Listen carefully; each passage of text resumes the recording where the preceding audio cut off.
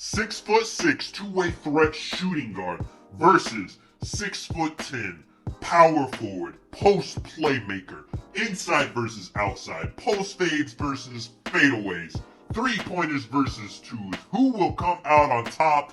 Let's find out right now. Yo, what is up, YouTube, man? As you guys can see, I'm on my two-way threat shooting guard. I'm going up against Lex from TV, a 6'10" post playmaker. I wanted to bring you guys this matchup because it's interesting. It's not something you're gonna see a lot. So his build, it's actually the same exact one I made in my build video. It's a 6'10" post playmaker. He's got the playmaking upgraded. As you can see, he doesn't have the pro dribble moves that I have and most people have that have the 6'7" power forwards, but he still has quick first step Hall of Fame.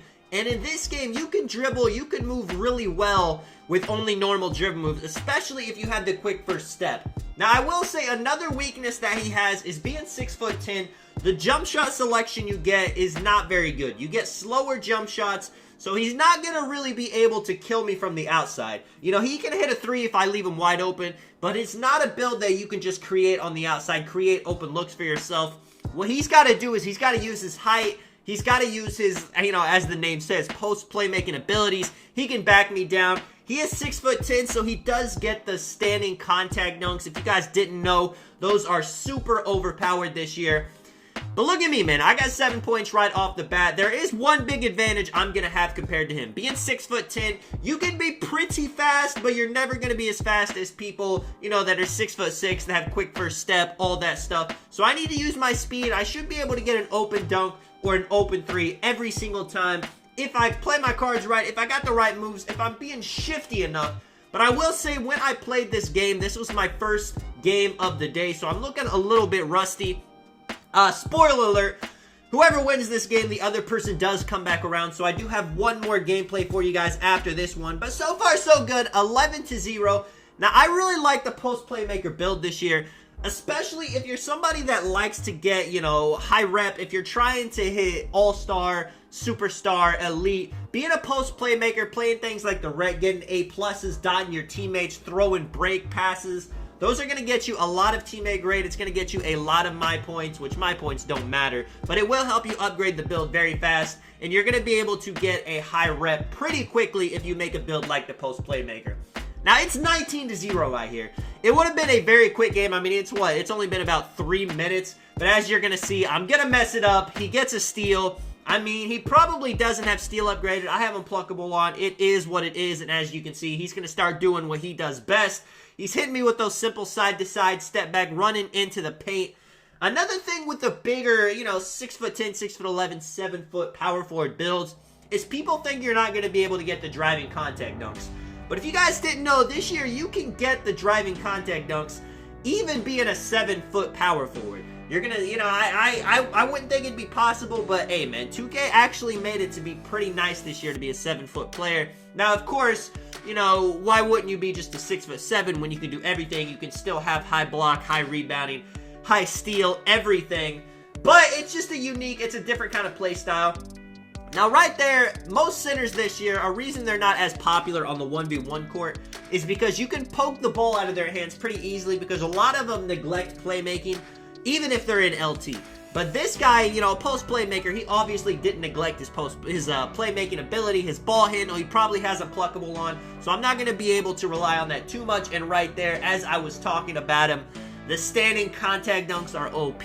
This man has Heat Seeker Hall of Fame, so he's able to get double takeover just off taking dunks. He's got slashing glass takeover, so even if he misses a layup, something under the rim, he's probably going to have the ability to shove me out of the way and get his own board. So it's looking a little bit dangerous right now. I can't lie. It was 19-0 a second ago. Now it's 10-19. He's only taken 2, so it's going to take him a while. I feel confident in getting a stop. But I definitely, you know, I can't fall asleep. I can't gamble. I can't give him a couple easy buckets because then at that point, he's got momentum. Right here, boom, he does a drop step. He wanted it to push me more in the paint. I feel his pain. I'm luckily, you know, 30% contested right there. He could have honestly hit that with the slashing takeover, but luckily I'm able to get it. Hit him with the momentum right here. Curry slide behind the back. I want an easy bucket. I'm not risking a missed shot, a, you know, contested shot. I hit him with the Kyrie size up right there.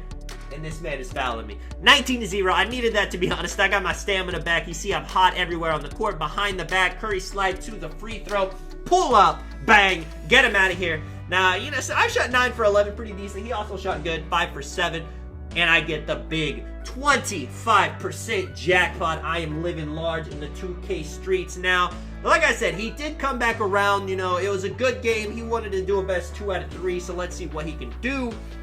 He looks a lot taller, and that's one thing with the big men this year, is if you're 6'10", 6'11", 7 foot, since everybody is about 6'7" this year, you really feel like you're a 7'3" center out of there. You see, he had no problem backing me down, bullying me in the paint, and my build even has interior defense and block upgraded. Most builds do not have any interior defense, and if this guy was to drop step you, post spin you, back you down, and you have no interior defense upgraded, he is going to make you look like a little baby and probably score on you on days. So I was lucky that I actually put attributes in my interior defense. Now, I did give up defensive badges to do that, but it was definitely worth it for situations like this. You know, the 1v1 court, something that I like to play a lot. Now, right here, I'm warmed up now. You know, he played, you know, he got a poke on me. I was looking a little bit rusty, but now I'm getting him off this court as quickly as possible. Hopefully, that is my plan anyway. Kyrie size up right there. I kind of like it, you know, it just kind of shifts the ball from your hand, makes you jiggle your feet a little bit, makes people wonder what you're going to do, and they usually reach. Hit them with the momentum, spin dunk, spin layup. Let's get it, man. 7-0. I had to be a little bit shifty right there. He was playing pretty good defense for most of that possession. And as you can see, you know, if you guys are thinking about making a 6'10" build, but you're worried about keeping up with players in the park, then this guy should show you that you can definitely keep up. He doesn't look that much slower than me. Of course, you know, he's not going to move as quick as me, but he can play pretty decent defense with this build. And once he gets a stop, he can really use his size, his strength, his, you know, all that post playmaking ability to score at ease. Now, right here, I got shot ready takeover. He already knows if he doesn't play high, I'm going to fade. But if he plays too high, I'm going to drive by. So it's a tough situation. I'm not going to lie. It is tough to stop people this year. Right there, like I said, he thinks I'm going to the paint. I just go simply to the left side. I pull up fade. Nothing too fancy. Like I said, this game, I was trying to 21-0 him, the thing I should have done last game before I gave him a quick 10 points. Right here, I'm trying to snatch his ankles, doing a little snapbacks. They make it tough to snatch ankles this year while trying to, what's the word? It's tough to snatch ankles while looking, you know, flashy while doing it. I don't want to just do snatchbacks. I'm trying to do a multitude of things, but 2K just does not want it to happen. He's fouling right there. Good foul. See if he can get a poked ball like he did the last game. 17-0. Let's see what he's got. Let's see what I got. Going straight to the left side. I thought he would jump. You know, smart by him. I get in front of him. Good foul right there. I was going right in for the dunk. As you guys can see, I'm 8 for 8 with 1 3.